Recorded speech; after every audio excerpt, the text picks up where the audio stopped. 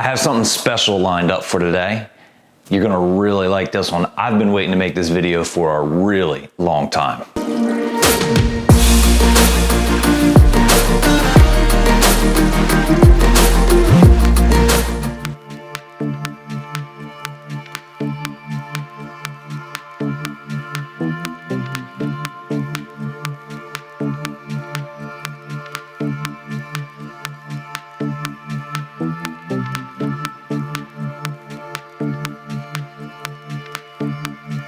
I bought this brisket from Snake River Farms. Snake River Farms is located in the northwest area of the United States. They supply meats to a lot of your competition guys, including some of the most famous ones in the industry.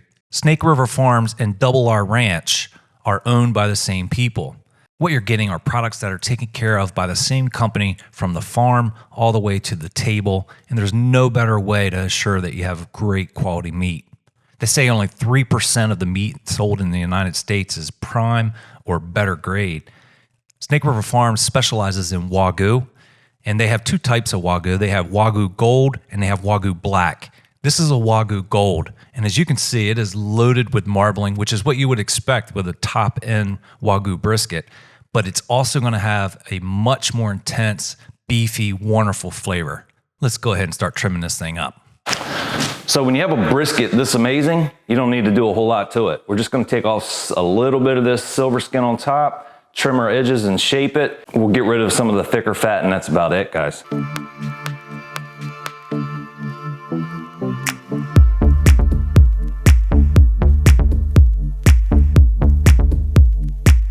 Flip it over and see what we're working with on the back, on the fat cap. Now they ship all their briskets frozen. So if you get one from them, allow about 3 days or so refrigerator time. All right, so we got a pretty hefty fat cap on here, and I just want to reduce that just a little bit. 1/4 inch is the rule of thumb, so that's what I'm looking for.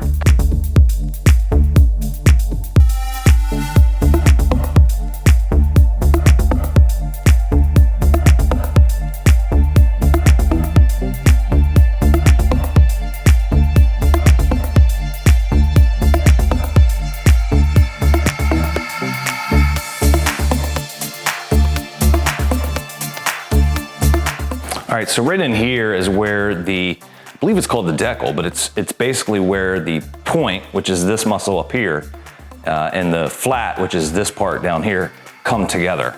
And there's usually quite a bit of fat in that area, so I'm gonna trim some of this out. I'm not gonna dig into it, I'm just gonna get the outside off and create a nice shape.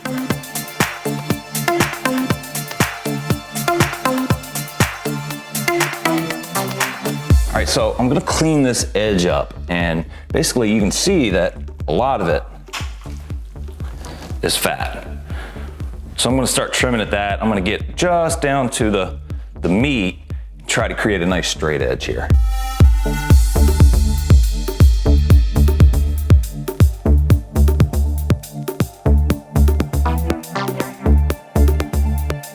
Now, I always snip this corner. You can see the grain is running this way. And I always snip the corner where I want to do my slices so I can get the right angle when I pull it off the grill. And it's a lot harder to see once it's, your rub and everything is cooked on there. This is a little bit sloppy here. So I'm going to trim this and just try to shape it up a little better so it cooks evenly. And you can see the discoloration in the meat there. That's from the chemicals that they treat it with after they butcher it. So we're gonna go ahead and trim that off. We're gonna use Cosmos Texas beef rub. Everything I've had from Cosmos has been really good. And this is just basic stuff, your sugar, salt, garlic, onion powder, and that's pretty much it. I'm gonna use this and some coarse black pepper, and this guy's gonna be ready to go. The thing to remember about a piece of meat this big, especially this thick, is you need a lot of rub.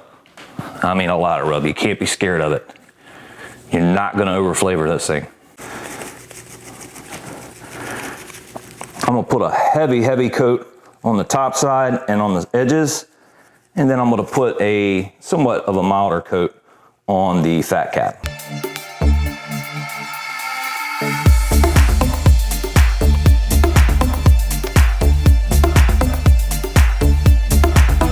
If you've watched many of my videos, you're probably noticing that I'm not using a binder. And the reason for that is I just don't think it needs it. You can see that this brisket's sucking up this rub already.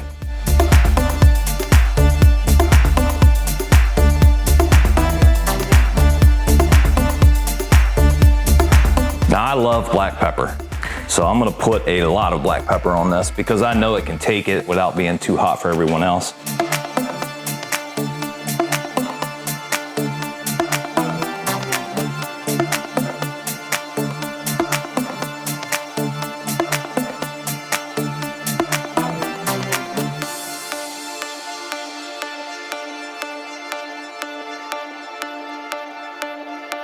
I'm just gonna pat that in and give it a minute to suck it up. We'll flip it over and do the fat cap, and I'll meet you at the grill. Now, some of you guys probably noticed that I didn't inject the brisket, and the reason for that is this is top of the line brisket. We don't need to add a bunch of flavor inside the brisket.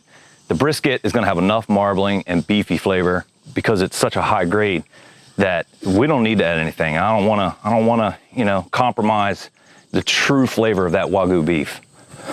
Cooking on the Rectech pellet grill, wonderful, wonderful grill for stuff like this because it's so convenient, and it basically takes over after you get it all set up. Push the start button. We're gonna be cooking at 250 degrees today. And I'm probably gonna bump it up a little bit towards the end because I don't wanna be out here till midnight. But I'm gonna cook a little bit higher, not hot and fast, but just a little higher. Also, the Rectech at 250 has a function called extreme smoke. I'm gonna hit that, and it's gonna give us just a little bit more pellet consumption, which is gonna give us a little more smoke.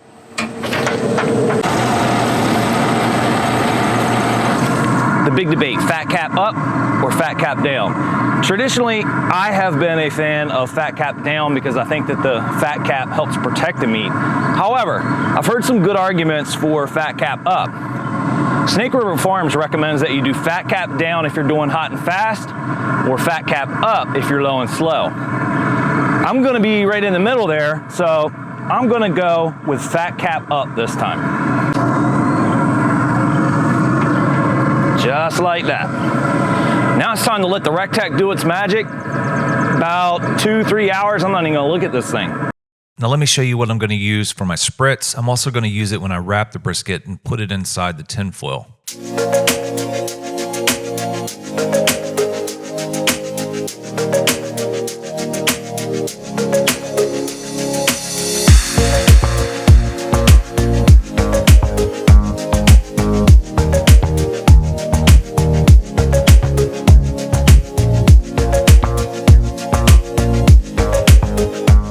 You know you have a good piece of equipment when the small things are taken care of.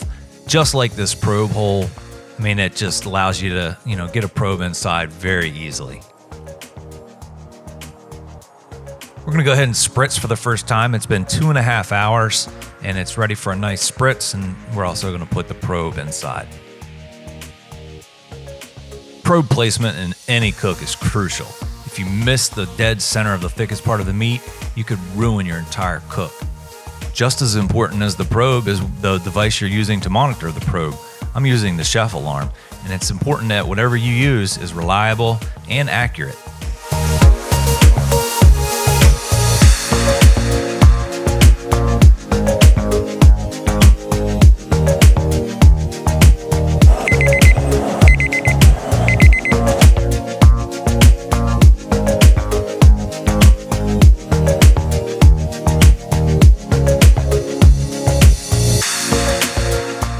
So we're 5 hours in and we're approaching roughly stall temperatures, but I wrap based on color, not on temperature. And if you look at this brisket has a beautiful mahogany, just wonderful looking color. It's time to go ahead and wrap this brisket. I'm using 18-inch foil. That makes it a lot easier to wrap the brisket without losing any of the juices.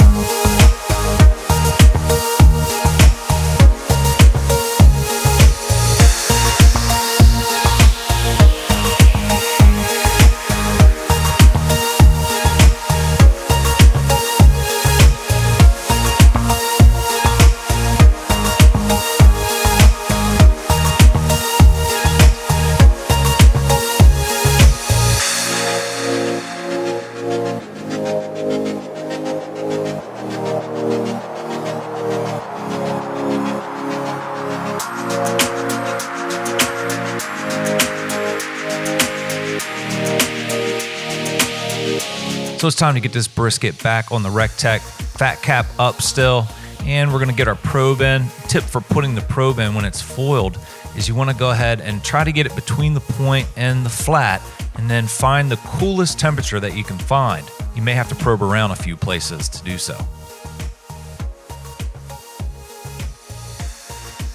So in my opinion, the hardest part about cooking a good brisket is deciding when to pull it off the smoker. I take a probe. A thermopin's usually best because then you can probe for tenderness as well as temperature. And you're looking for a consistency of warm butter as you slide the probe in and out. You're also looking for a temperature that's around 200 degrees or so. It's important to know whether the brisket's cooking evenly. Is one side one temperature and one side a different temperature, just like I have here, in which case you may need to flip it around. Once a brisket gets above 190 degrees, I have found, especially your better graded briskets like prime, Wagyu, they cook a little faster than what you're expecting them to. Getting up to 190 takes a while, but after 190, you want to be real careful. They start to move along pretty quickly.